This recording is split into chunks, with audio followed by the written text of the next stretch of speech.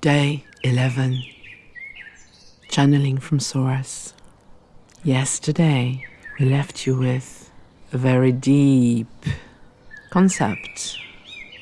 The concept that when you're ready to shift, life shows you in what happens that your time is up. And what does that mean? It means that what you used as a mental construct to define yourself, to protect yourself, doesn't serve you anymore. It actually does the opposite after some time. It keeps you small. It prevents you from growing, evolving. Most of all, it keeps you from showing up for yourself. While in the meantime, you might be dreaming of everything you want to do, everything you want to achieve, or simply just try to feel that sense of inner peace, that sense of inner fulfillment. But the parts we have been mentioning again and again, the aspects of you that are deeply entrenched in the far corners of your mind, of your psyche, remember that 95% of your sense of identity, who you are, is unconscious. Therefore, you can be willing or believing something on a conscious level. I'm happy. I believe in the universe. I believe in life. Life is good. And then, on an unconscious level, your body's saying, no, you don't believe this. There's a part of you who doesn't. And again, this is not saying there's something wrong here. Nadej and other therapists like her who work with different approaches, which include working with the subconscious mind, the body, the energy, will testify in many ways that a lot of people believe certain things and actually their body doesn't. As a kinesiologist, she muscle tests, and regularly there will be somebody who really is after something very simple, like one of the clients lately just affirming that she wants to have fun while fulfilling her highest purpose. And actually, somewhere along the line, an aspect of her didn't believe that, but it was confusing for her. Her life was showing through different events, through things which were not always working the way she would have loved, that there was an inconsistency, a discrepancy there, and she couldn't understand. And it came down to a younger aspect of her. So that will be a lot of the things that specialists, that therapists, that people who open up to having a look at the shadow, as it is called. But the shadow, dear ones, as we've always mentioned in the previous days, the shadow only exists because of the light. There's no light, there's no shadow. And what does the shadow show us? What we have put in the way of the light. It's a beautiful terminology if you really think about it. It absolutely goes hand in hand with light. Again, same principle. So when you are of a certain age and life sends you little signs or big signs that there's something out of order, it might be an inner little prayer or a desire that you've been asking the universe. I would love more this in my life. I would love more freedom. I would love more joy. I would love more financial abundance. And suddenly, what comes into your life seems to be the opposite. And that would be the time where you go, ooh, what's going on? It's not working. It is working because things are shifting, things are moving, and you are being shown what's in the way. You're being shown the shadow. You're being shown the armor. When you want to drop the armor or change skin, like a snake will shed its skin, or the lobster or crab shed their skin, there's a period of transition. And this period of transition is not usually comfortable. It can be actually very painful. The growing pains. You feel vulnerable. Why? Because you have to let go of who you used to be.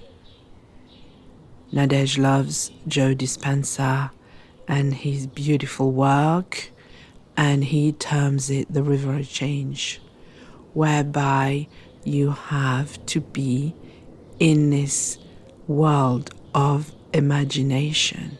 As we mentioned before, imagination is what you need to literally use as the plan, and your emotions as the fuel, and your awareness to be aware of what's in the way, the shadow. And then, of course, the old ways, the old labels, the old behaviors, beliefs will come back. That's the way our subconscious works. And it's helping us. It's beneficial for everything that we learn. We keep it in store. We have that data bank with everything we have learned so that we don't have to relearn it. So it's got its own protection. Are you sure you want to change? Are you sure you want to delete these files? And in the river of change, you have to sit in the fire. Sit in the fire of the old self. And Joe Dispenza has an amazing story. He was a young man, and after a serious bike accident where he was told by a few surgeons that he needed that big operation and he might not be able to walk or have a normal life, he literally chose to lie down and rebuild his spine. And as he explains, he actually had to face his shadow, had to face his voice of doubt. He had to face the uncertainties. He had to open up to trust. He had to surrender. And when you listen to every single person who has healed themselves of a serious condition or has transformed their lives in ways which seems miraculous, they all have that in common. They have stood in that river of change, saying no in their own way. There's not one single way. You're all unique. So with their own approach, in their own methodology, they have said no, and they have stood in that fire while allowing these voices, these aspects, the armor, the wall, the old skin to be there and show them how they feel, what they think. That loud voice saying, you're not good enough, it's never going to work, nobody's interested in you, you're not clever enough, you're too old, you're too fat, you were not meant to be like that. It's for others, it's not for you. And on and on and on. The authentic people, they all say the same thing. And Nadej has experienced a lot of this with this little experiment where she decided to follow her inner guidance. Just do 40 days of channeling. Yes, she felt. That's great. And then the second part came and put it on YouTube from day one. And then that threw her in the beyond comfortable. What do you mean put it on YouTube from day one? But I don't know. What if this? What if it doesn't work? What if? And she was literally assailed by her own doubt, her lack of trust, her need to control just a little bit, her fear of exposing herself in a way, completely, fully coming out spiritually. And every day last week, she sat with these aspects, bravely staying after she decided that she was not going to let them get the better of her.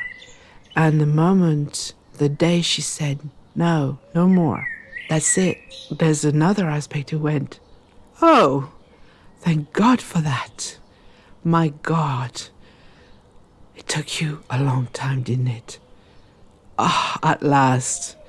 It's like she literally saw, like in a video game, it was like hitting a new level where you have all these signs of winning, and suddenly you move to a new level of the game. This is a metaphor which works for her. You all have your different ways. So you have everything you need within yourself. And we have described a lot of the mechanisms of your mind.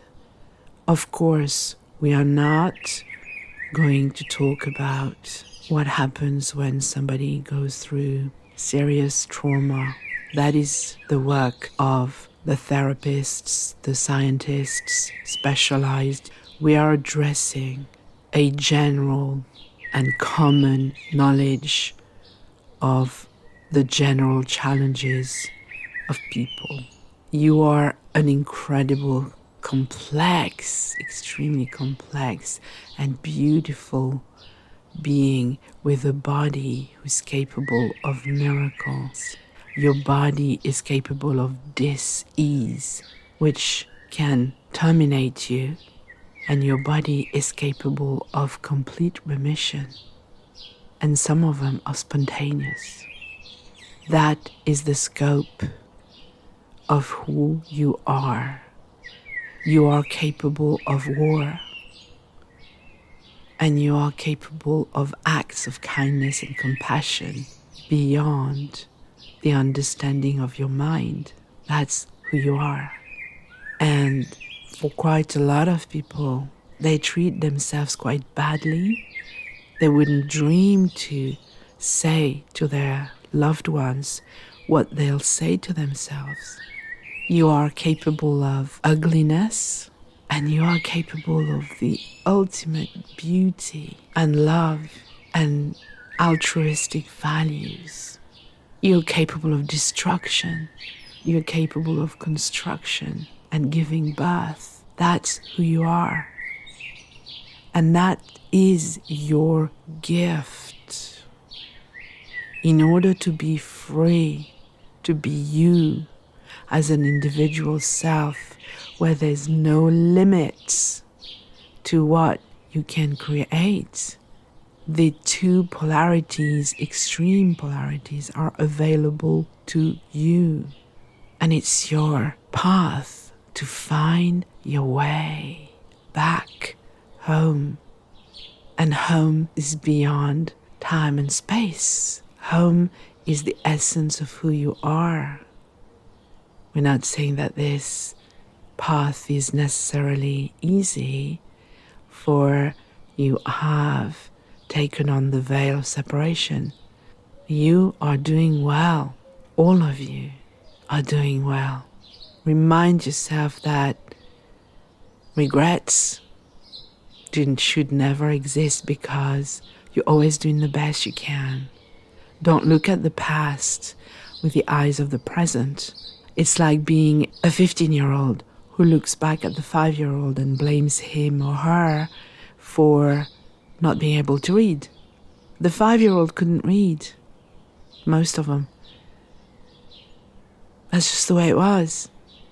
So be gentle with yourself. Be kind to yourself. Live your life from the inside out. Go within. Within are all the answers, and most importantly, all the questions. The right questions which will bring you forward and start understanding who you are, seeing the complexity of who you are, and use your awareness by becoming detached and relax in the spaciousness of your being to start and acknowledge and encompass and honor all the aspects of who you are. And keep it simple. Keep it simple. That is all for today. We love you beyond words, beyond worlds. Namaste.